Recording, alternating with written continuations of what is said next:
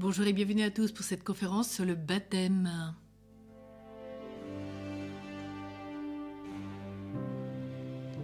Pour préparer nos cœurs, invoquons l'Esprit Saint, l'Esprit du Très-Haut.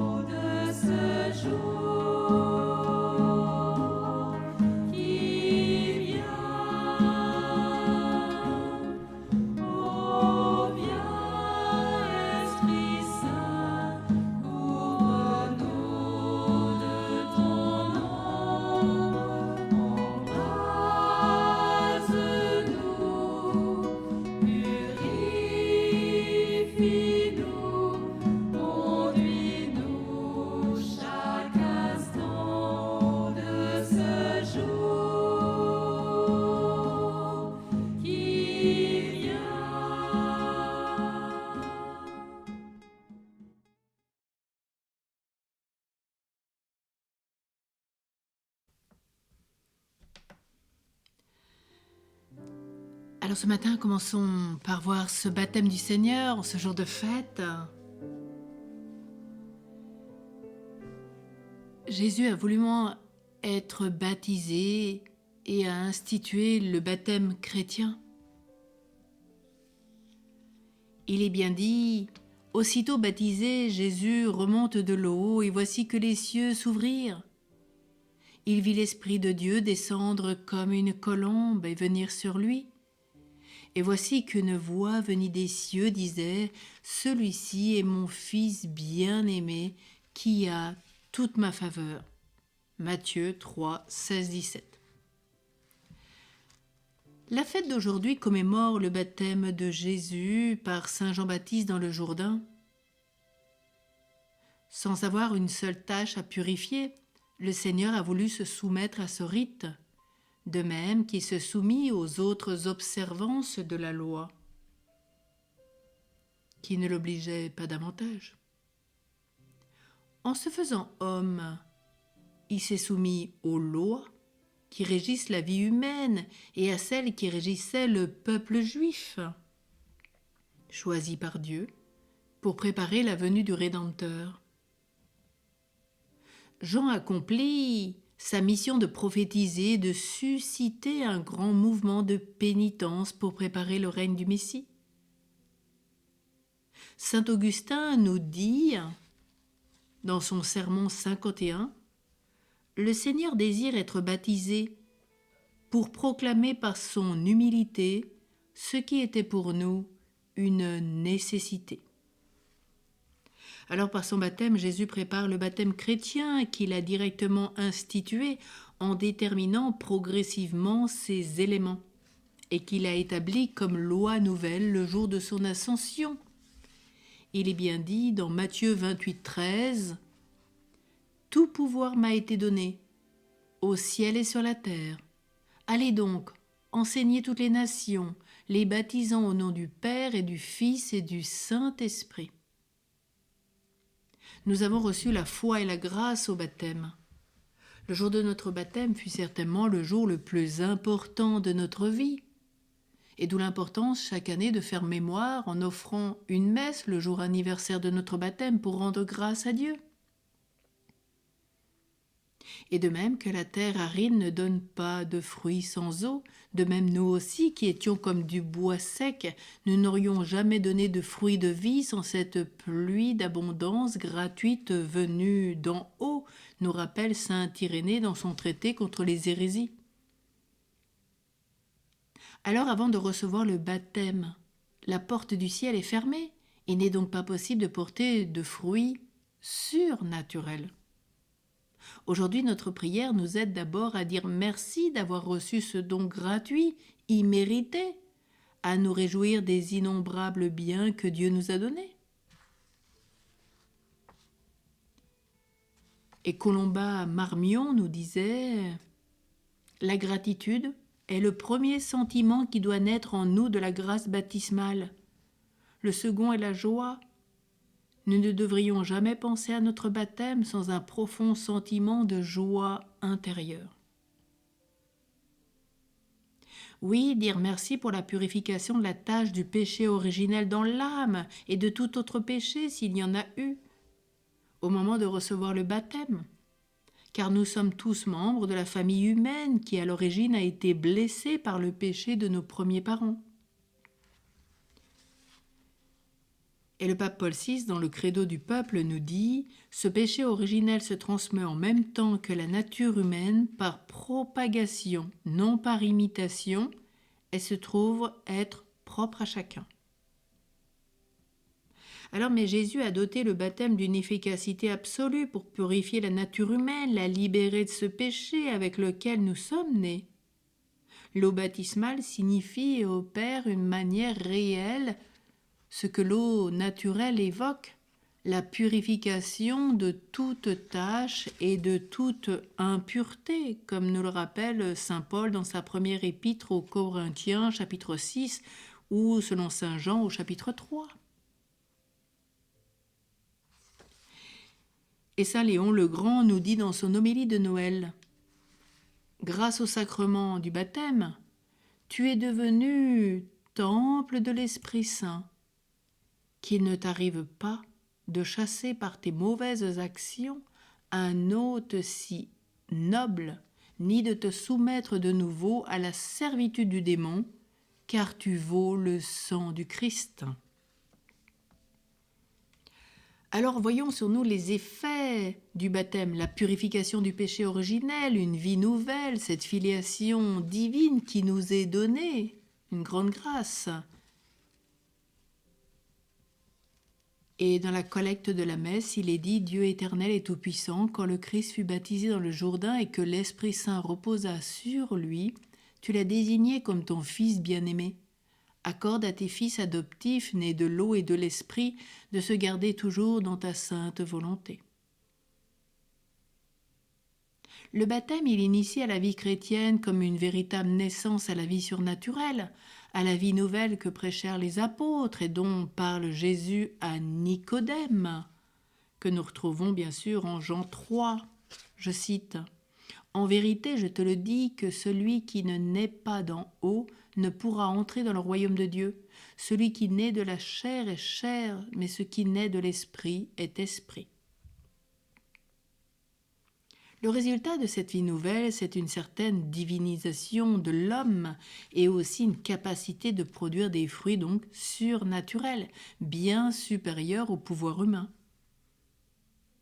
Malheureusement, la dignité du baptisé est souvent voilée dans l'existence ordinaire. C'est pourquoi, comme les saints, chacun est appelé à s'efforcer de vivre conformément à cette dignité. La plus grande dignité humaine, la condition donc d'enfant de Dieu, communiquée dans le baptême, est une conséquence de cette nouvelle génération. Si la génération humaine a pour résultat la paternité et la filiation, de même ceux qui sont engendrés par Dieu sont réellement ses enfants. Et c'est bien ce que nous est dit dans la première épître de saint Jean, au chapitre 3. Voyez quel grand amour nous a donné le Père, pour que nous soyons appelés enfants de Dieu, car nous le sommes. Dès maintenant, nous sommes enfants de Dieu et ce que nous serons n'a pas encore été manifesté. Au moment du baptême, l'effusion de l'Esprit Saint produit le miracle d'une nouvelle naissance. L'eau baptismale est bénie la nuit de Pâques et on demande dans l'oraison: comme l'Esprit Saint descendit sur Marie et produisit en elle la naissance du Christ, de même qu'il descende sur son Église et produise dans son sein maternel la renaissance des enfants de Dieu. Voilà la réalité extraordinairement profonde qui correspond à cette expression imagée.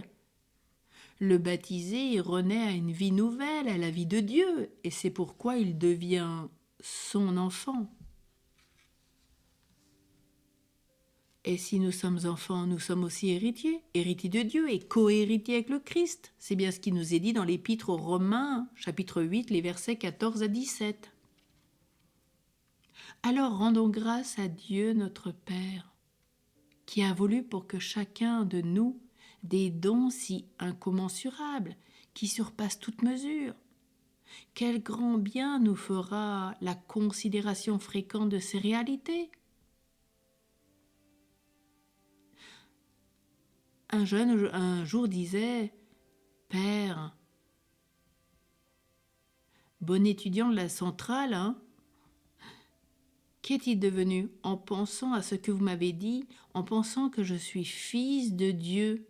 Je me suis surpris dans la rue, la tête haute et pleine d'orgueil, à me dire: je suis fils de Dieu. Lui qui était brillant, puisque faisant centrale, et donc il dit, le prêtre, il répondit: je lui ai conseillé en toute conscience de cultiver cet orgueil particulier, cet orgueil que tu es fils de Dieu et que tu dois faire attention à en bien en préserver la grâce.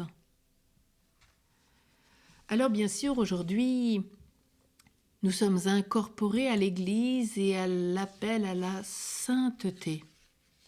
Dans l'Église, personne n'est isolé. Un chrétien seul est un chrétien en danger. Et à partir du baptême, le chrétien fait partie d'un peuple, et l'Église se présente comme la vraie famille des enfants de Dieu. Et c'est bien le bon vouloir de Dieu qui a été que les hommes ne reçoivent pas la sanctification et le salut séparément, hors de tout lien mutuel. Il a voulu au contraire en faire un peuple qui le connaîtrait selon la vérité, le servirait dans la sainteté. C'est bien ce qui nous est dit dans le Concile Vatican II, la Constitution Lumen Gentium au numéro 9. Et le baptême est la porte par laquelle on entre dans l'Église. C'est tiré de cette même Constitution. Alors aussi, il nous est dit, toujours dans cette Constitution, Lumen Gentium, que dans l'Église, précisément par le baptême, nous sommes tous appelés à la sainteté et à faire de l'apostolat. Chacun dans son propre état et sa condition. L'appel à la sainteté et l'exigence de sanctification personnelle qui en découle est universelle. Tous, prêtres, laïcs, nous sommes appelés à la sainteté et nous avons tous reçu par le baptême les prémices de cette vie spirituelle qui par sa nature même tend à la plénitude. Et cet appel à la sainteté a été énormément développé par saint François de Sales, un saint Louis-Marie Grignon de Montfort, pour nous rappeler que tous nous sommes appelés à la sainteté de Dieu. Une autre vérité est intimement unie à cette condition de membre de l'Église, celle du caractère sacramentel, un certain signe spirituel et indélébile qui est imprimé dans l'âme. C'est comme la prise de possession du Christ sur l'âme du baptisé. Le Christ prend possession de notre âme au moment du baptême, lui qui nous a rachetés du péché par sa passion et sa mort. Baptizaim, ça veut dire plonger dans la passion, mort et résurrection du Christ. Et c'est pourquoi vous voyez certains baptistères, où nous descendons 3 marches pour aller dans le baptistère et nous remontons par ces 3 marches. C'est tout le symbole. Passion, mort, résurrection. Et tout ce mystère trinitaire par la grâce du baptême, Père, Fils et Saint-Esprit, et donc nous remontons de l'autre côté. Pour nous disons aussi ce chemin de conversion que nous laissons et nous laissons tout au creux du baptistère pour remonter comme enfants de Dieu, et nous le sommes. Alors comment ne comprendrions-nous pas ce désir de l'Église que les enfants reçoivent vite ces dons de Dieu, voire le plus vite possible, baptême, confirmation, Eucharistie, qui sont les sacrements dits d'initiation, c'est-à-dire juste la porte d'entrée. Et après, il faut les cultiver, ces 3 sacrements. Il faut se former davantage, tous les jours, méditer, lire, étudier, contempler. Et depuis toujours, donc, elle presse les parents de faire baptiser le plus tôt possible tous les enfants. Et si possible, quand on amène un enfant au baptistère, on vient vêtu de blanc, parce qu'à l'image du Christ. Mais par contre, à part pour les bébés, mais pour les adultes, on vient en couleur. Et au moment du baptême, on revêt la robe blanche du baptême, l'aube, symbole que le prêtre porte, symbole de notre baptême. On a revêtu le Christ. Ne venez pas en blanc avant, venez de façon colorée ou en noir. Et après avoir été baptisé, voilà, les parrains, marraines revêtent ce vêtement blanc, symbole de cette transformation passée de la mort à la vie. Et ce baptême, c'est vraiment une preuve majeure de notre foi. Alors aujourd'hui, donner le baptême aux enfants le plus tôt possible, c'est aussi qu'on n'attende pas de donner cette liberté aux enfants. Quand ils seront adultes, ils choisiront. Non! Enfants de Dieu, nous le sommes, ne privons pas les enfants d'une telle grâce. Comment voulez-vous qu'un enfant discerne, déjà un bébé, un enfant, un ado, s'il n'a pas été formé, s'il n'a pas été catéchisé? Comment voulez-vous qu'à 20, 30 ans, 50, voilà, il choisisse le baptême par lui-même? Non, proposons-lui ce cadeau du ciel et il le déploiera par votre grâce, par votre prière, avec l'aide de la grâce de Dieu. Et puis dans le temps, il se transformera et lui-même sera acteur de son baptême. Alors de même que l'on ne leur cause aucun dommage en leur donnant le jour, quand on les met au monde et qu'on les nourrit, qu'on les lave, qu'on les soigne, on ne leur demande pas si, quand ils naissent, ils veulent être soignés, nourris, lavés, etc. Eh bien, il en est de même pour la grâce du baptême. On ne lui demande pas. On lui propose ce cadeau du ciel. Comme c'est un cadeau de le nourrir, de le laver, de l'habiller, de l'aimer, de le choyer. Oui, bien au contraire, n'attendons pas. Il a bien le droit de recevoir cette grâce exceptionnelle de Dieu. Quel apostolat ne convient-il pas de faire aujourd'hui à ce sujet auprès des parents, des collègues, même des relations moins intimes? Beaucoup n'en comprennent pas la grâce et la portée pour toute une vie. Car dans le cas du baptême, quelque chose d'infini, plus grand qu'aucun autre bien terrestre est en jeu, c'est la grâce et la foi, peut-être même le salut éternel. Et c'est seulement par ignorance ou à cause d'une foi endormie que beaucoup d'enfants sont privés par leurs parents eux-mêmes, chrétiens même peut-être, du plus grand don de leur vie. Et notre prière s'élève vers Dieu aujourd'hui justement pour qu'il ne permette pas que cela arrive, que ce cadeau soit fait à tout le monde. Ne sommes-nous pas reconnaissants à nos parents de nous avoir amenés un jour recevoir en famille sur les fonds baptismaux ce sacrement de grâce, peu de temps sans doute, voire pour certains le jour de leur naissance, certains quelques jours après, voilà, ou un mois peut-être au plus tard, voilà, recevoir la grâce de ce baptême. Quel cadeau du ciel! Ne nous en privons pas. Donnons-leur. Demandons vraiment cette grâce et prions pour cela. Et puis en plus, après, faisons cheminer même au plus vite pour recevoir l'Eucharistie. Et on voit qu'il y a des enfants qui sont déjà prêts à être confirmés dès l'âge de 3-4 ans et communiés. Donc ne regardons pas si l'enfant doit avoir quelques années pour, bien sûr, se confesser, pour prendre conscience du mal qu'il fait. Mais dans la grâce eucharistique, s'il en a le désir, donnons-le lui au plus tôt et voyons avec le prêtre. échangeons, voyons où en est l'enfant, son désir. Et n'attendons pas non plus peut-être tant d'années, de dizaines d'années pour recevoir ce sacrement de la confirmation qui nous permet cet apostolat et qui permet de confirmer la grâce de notre baptême. Alors oui, vraiment aujourd'hui que l'Esprit Saint, la source vive, vienne régner dans nos cœurs, qui nous embrasse, cet amour du Père qui nous fait reconnaître le Sauveur et repose sur nous aujourd'hui comme la colombe qui descend sur Jésus à son baptême. Tu viens au secours de nos faiblesses, intercède et crie en nous, c'est toi mon Père. Et puissions entendre chaque jour où nous allons vivre un baptême en famille avec des amis, la parole du Père. Tu es mon fils, tu es ma fille, bien-aimée, en qui j'ai mis toutes mes complaisances, en qui j'ai mis toutes mes faveurs, toutes mes grâces, tous mes dons, tous mes charismes. Et de comprendre que les grâces du Seigneur se renouvellent chaque matin pour chacun. Alors ne privons pas de ce cadeau exceptionnel tant d'être, cette rencontre amoureuse avec Dieu, rayonnant de cette grâce, et aidons à cheminer dans ce sacrement, porte d'entrée de la vie d'enfant de Dieu qui produit des fruits surnaturels.